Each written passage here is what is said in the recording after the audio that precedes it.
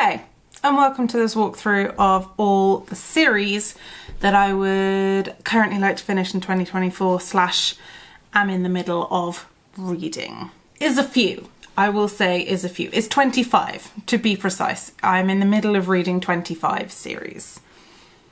And I would like to shrink that number down. Not necessarily shrink the number down. I would just like to complete some because then I get the little ding of dopamine. And we like dings of dopamine, they're good for you. I have split this list into finished series and unfinished. Disclaimer now, I am not very good at understanding whether or not a series is complete or not. I am not in control of authors who decide to tack on more books onto the end of a series.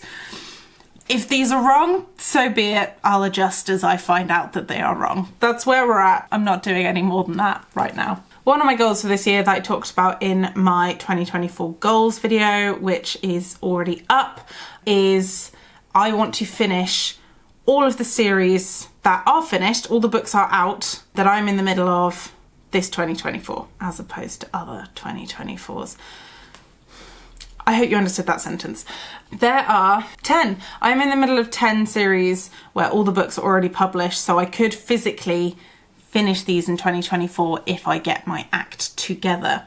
The first of these is the Falconer series by Elizabeth May. I have read the first book in this trilogy, because it is a trilogy. So this is about Elizabeth, who gains the ability to be able to see a certain type of fairy race after her mother dies.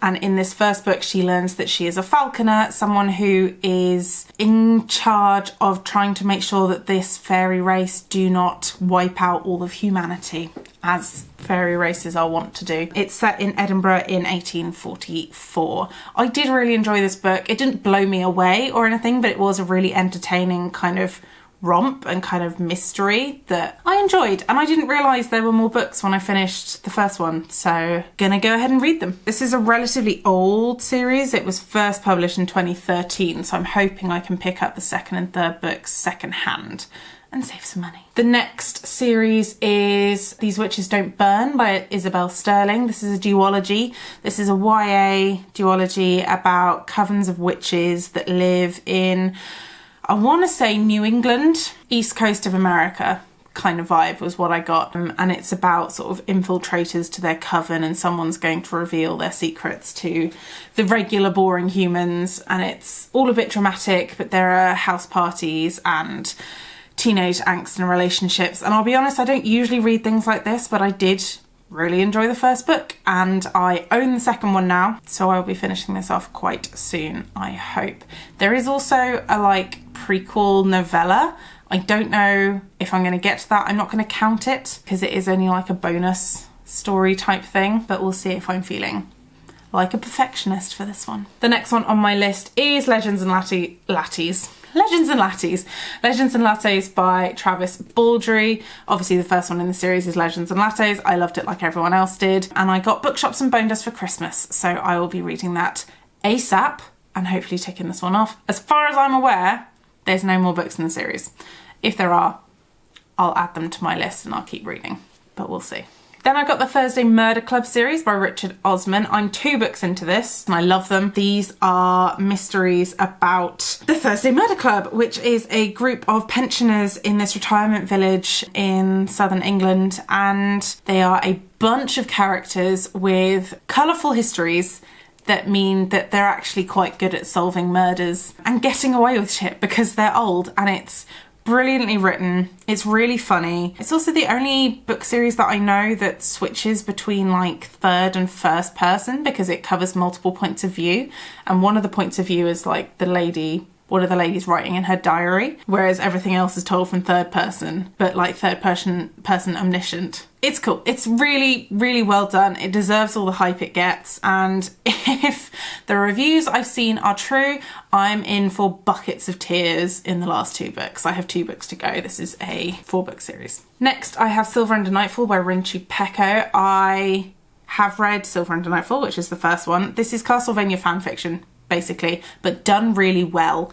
So it doesn't matter if you like Castlevania or not. You've got vampires and humans set in an Eastern European setting, and there is this plague that is creating terrible zombies, essentially, that are hard to stop. And our protagonist is trying to stop this plague, but also dealing with vampire presence and the prejudice from his village because of his parentage.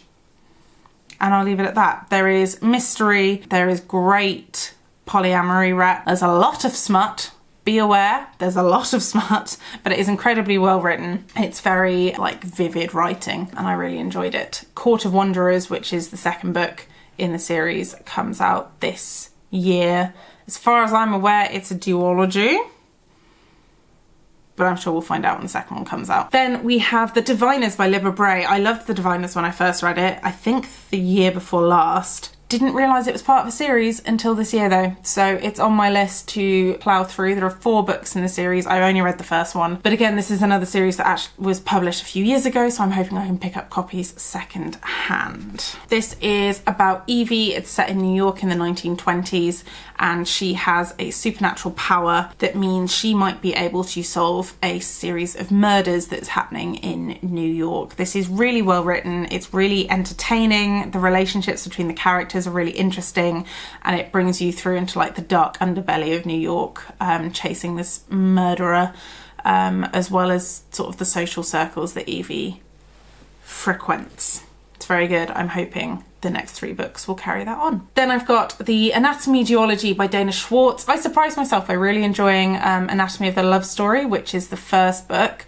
I thought this could have been a standalone book. I didn't realise it was part of a duology, but I do now own the second one, so that will be up next on my list. This is about the daughter from a rich family who wants to be a surgeon and spends her time cutting up dead bodies in the dungeons of her family's manor and dissecting things, and she wants desperately to learn from the local surgeon. I think this is in Glasgow. It's either Glasgow or Edinburgh, I can't remember which one. And she meets a boy who can get her into the surgery lectures, but there is also a plague sweeping the city, doing some real damage, and all of those plot points start intersecting, and they think they might have discovered a serial killer in the city as well. It's very good. It is a love story, as it says, but it's not insipid, it's not overwhelming, and I really enjoyed it.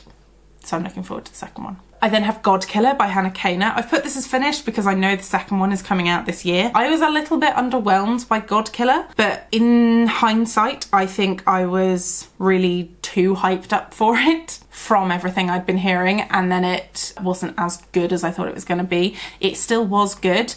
I think what I want to do is I want to reread Godkiller just before the second one comes out. Godkiller is about a god killer in a world where there are gods of everything, and the gods thrive off the worship and the prayers that they get from the people that worship them. We also follow a nobleman's daughter who sneaks into town one day and comes back to find everyone in her house dead. I think the castle gets torched, but it's very good. I've heard some people say it's really good if you like The Witcher, if you want that sort of dynamic between Geralt and Ciri. You get a similar kind of vibe here, but it's nowhere near as grim and dark as the Witcher series is. It is very enjoyable. I would recommend it. And then I have the Belladonna duology by Adeline Grace. This is about Signa, who is an orphan and has gone from relative to relative to relative, and all of her relatives meet untimely ends, and a lot of them are only out for her money rather than looking after her properly, and she can survive death, but when she does, at the moment that she should die, the world kind of freezes and she sees Death himself. So Death is an actual character in these books, which I find really interesting. This is a little bit of a murder mystery, a little bit of a haunted house story, and very much a story where one girl comes into this new family and tries to dig up their secrets in order to save someone. As far as I'm aware, this is a duology, and I already own the second one, so I'll be getting to that soon. So yes, those are all the finished series that I want to try and finish this year in 2024, and we'll see how far I get. I'm not going through all of the series that I am currently working my way through because we'll be here all day and I don't think you care enough. If you do care enough, let me know and I'll do another video covering the ones that aren't finished yet. But those are all my finished series that I'm going to try and finish in 2024. Let me know if you finished any of them and what you thought of them. I'll see you next Sunday.